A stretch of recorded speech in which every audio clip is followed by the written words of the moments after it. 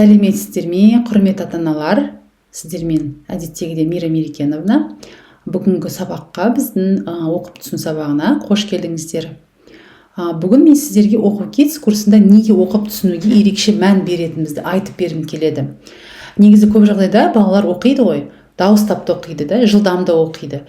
Балалардың бәрі бір тиемес, бірақ бір сұрақ туындайды. Оқығанын шынымен түсінеді ме деген сұрақ, иә? Өйткені оқу тек әріптерді көру емес.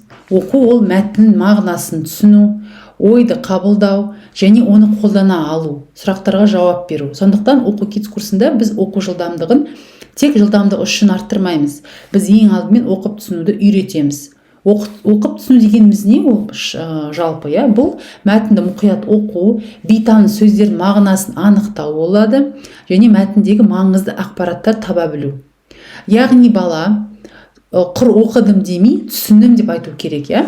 Біздің курста біз әр мәтінмен арнайы жүйе бойынша жұмыс жасаймыз. Алдымен мәтінді түсініп оқу, асықпай, мағынасын сезініп оқу.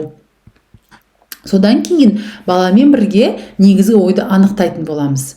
Негізгі ой дегеніміз, иә, мәтінде айтылған ең басты ой және автордың жеткізгісі келген мағынасы болып табылады. Негізгі ойды табу үшін балаға мынандай сұрақтарды қоямыз. Мәтін не туралы? Қай ой жиі қайталанады? Мәтін соңында қандай қорытынды жасалды деген осындай сұрақтар болады. Бұл тәсіл баланы жай оқушы емес, ойланатын оқушы болуға үйретеді. Келесі маңызды қадам ол сұрақ-жауап жұмысы.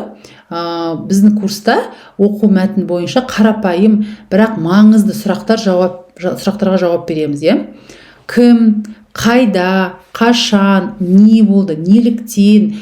Осы сұрақтар арқылы бала мәтінді қайта ой елегінен өткізеді, мағынасын бекітеді және өз ойын жеткізуге үйренеді.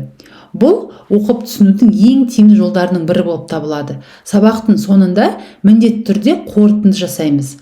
Бала өз айтады. Бұл мәтін не туралы болды, нені түсінді, қандай оқиға болды, оқиғаның үрдісі қалай шықты, қандай ой алғаның. Осылайша оқу баланы шаршатпайды. Керісінше ойлауға, түсінуге және сенімді болуына көмектеседі.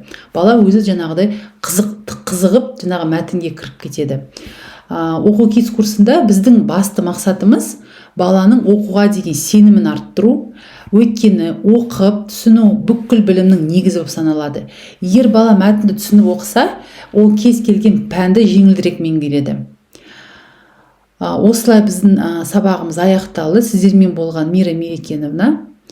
Оқу китс курсында біз балаларды түсіну оқуға бірге үйрететін боламыз.